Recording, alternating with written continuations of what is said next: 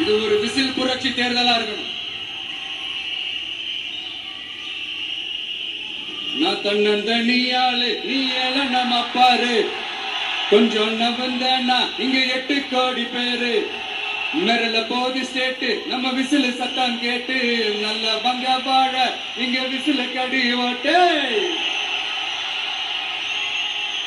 கடைசி நம்பிக்கை மக்களை தேடி வருது, அதை இறுக்கி புடிச்சு ஒரு வரலாறு எழுது.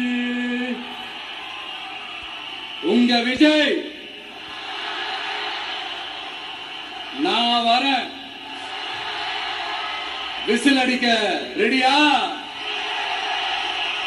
கான்பிடண்டா இருங்க, நல்லதே நடக்கும், வெற்றி நிச்சயம். மீண்டும் சந்திக்கும் வரை நன்றி, வணக்கம்.